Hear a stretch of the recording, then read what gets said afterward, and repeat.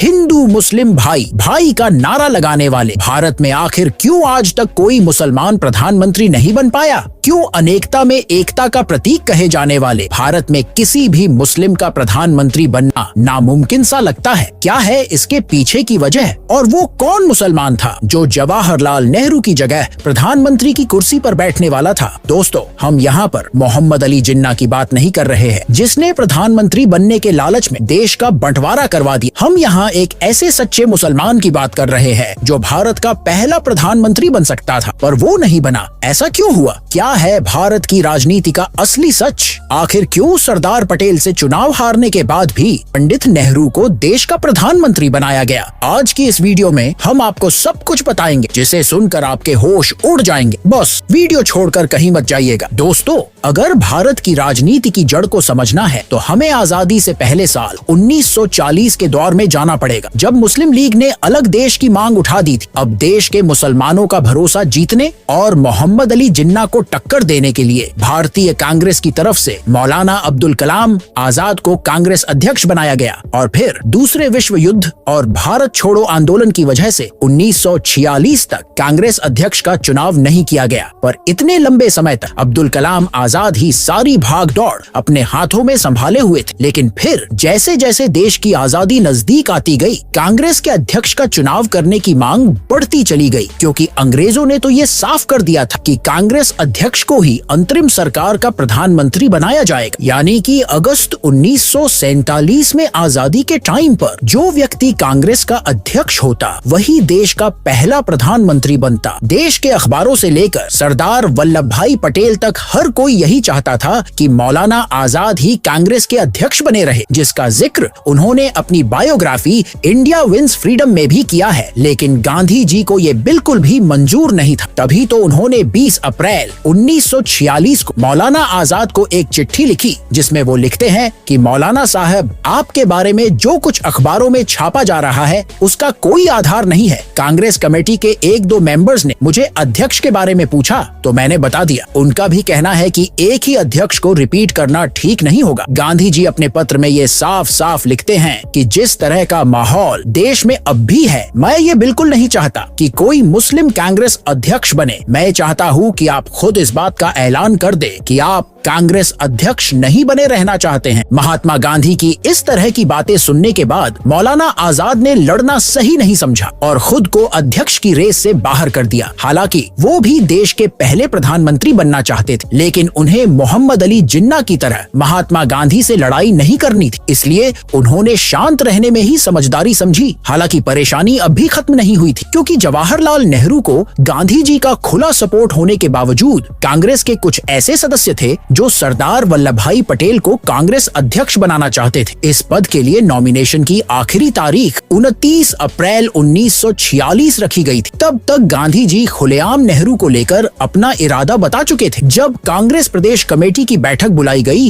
तो इस कमेटी के 15 सदस्यों के पास प्रेसिडेंट पद पर नॉमिनेट करने की पावर थी। अब 15 में से 12 सदस्यों ने तो सरदार वल्लभ भाई पटेल को अध्यक्ष के लिए चुना और बाकी 3 ने किसी का नाम भी आगे नहीं बढ़ाया है। यानी कि कमेटी के 15 सदस्यों में से एक भी इंसान ने जवाहरलाल नेहरू को कांग्रेस का अध्यक्ष बनाने में अपनी सहमति नहीं दिखाई थी। गांधी जी को मामला हाथ से निकलता हुआ नजर आया तो उन्होंने सीधा सरदार वल्लभ भाई पटेल से कहा कि जवाहरलाल दूसरे नंबर का पद कभी नहीं लेगा। यानी कि गांधी जी इनडायरेक्ट तौर पर सरदार वल्लभ भाई पटेल से नॉमिनेशन वापस लेने के लिए कह रहे थे। लोगों के मन में ये सवाल बना हुआ था कि आखिर क्यों गांधी जी सिर्फ नेहरू को ही प्रधानमंत्री बनाना चाहते हैं। हालांकि गांधी जी ने इसका जवाब बहुत बाद में एक इंटरव्यू के दौरान बताया कि जवाहरलाल नेहरू अंग्रेजी हुकूमत को सबसे बेहतर तरीके से जानते थे, इसलिए उन्हें पहला प्रधानमंत्री बनाया गया। वैसे एक वजह ये भी बताई जा रही है कि गांधी जी जानते थे कि भारत बहुभाषी बहुधार्मिक देश है और सरदार वल्लभ भाई पटेल का झुकाव हिंदू धर्म की तरफ कुछ ज्यादा ही था, जिसकी वजह से आगे चलकर परेशानियां हो सकती थी। इस तरह जवाहरलाल नेहरू कांग्रेस अध्यक्ष चुने गए और 15 अगस्त 1947 को वो भारत के प्रधानमंत्री बने। दोस्तों,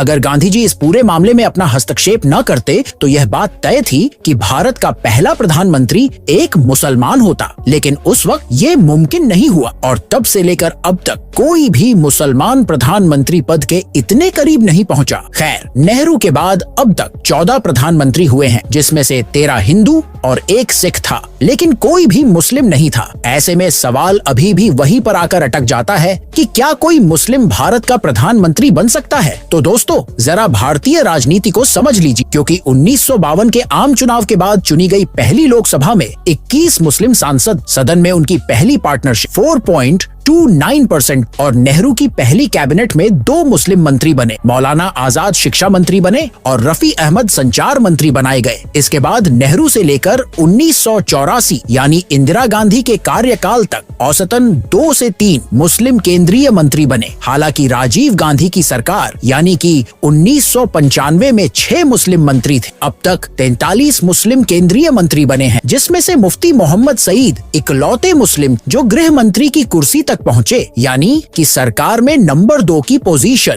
पर, वरना ये सौभाग्य आज तक किसी भी मुस्लिम को प्राप्त नहीं हुआ है। वही सदन में मुसलमानों की हिस्सेदारी की बात करी जाए तो आजादी के बाद अब तक सिर्फ 5.88% मुस्लिम ही लोकसभा पहुंचे हैं। 2011 की डेमोग्राफी के मुताबिक भारत में करीब 17.5 करोड़ मुस्लिम हैं, जो देश की कुल आबादी का 14.2% है। केंद्र सरकार ने जुलाई 2023 में साल के अंत तक मुस्लिम आबादी 20 करोड़ तक पहुंचाने का अनुमान जताया था। ऐसे में देखा जाए तो लोकसभा में 77 मुस्लिम सांसद होने चाहिए थे, लेकिन सिर्फ 27 मुस्लिम सांसद ही मौजूद है। और तो और रूलिंग पार्टी बीजेपी से तो एक भी मुस्लिम सांसद नहीं है ना लोकसभा में, न राज्यसभा में। एक और दिलचस्प बात यह है कि लोकसभा की 543 सीटों में से करीब 100 सीटें ऐसी है जहां मुस्लिम निर्णायक भूमिका में है, यानी कि वो तय करते हैं कि कौन जीतकर संसद जाएगा। इनमें 65 सीटें ऐसी है जहां करीब 35% वोटर्स मुस्लिम हैं। इनमें से सबसे ज्यादा सीटें उत्तर प्रदेश और पश्चिम बंगाल में हैं, और इनमें से कुछ जोन तो ऐसे हैं जहां मुस्लिम वोटर्स 50% से ज्यादा है, यानी कि मुस्लिम्स के वोट के बिना इन जोन में तो कोई जीत ही नहीं सकती। इन सब के बावजूद भी 2014 लोकसभा चुनाव के मुकाबले इस साल देश की प्रमुख पार्टियों ने 58% कम मुस्लिम कैंडिडेट्स को उतारा है। यहाँ तक कि कांग्रेस, सपा, बसपा जैसी पार्टियों के बारे में ये कहा जाता है कि वो ज्यादातर मुस्लिम लीडर्स को सपोर्ट करते। इस बार उन्होंने भी बहुत कम मुस्लिम्स को आगे बढ़ाया है। उत्तर प्रदेश में पिछड़े दलित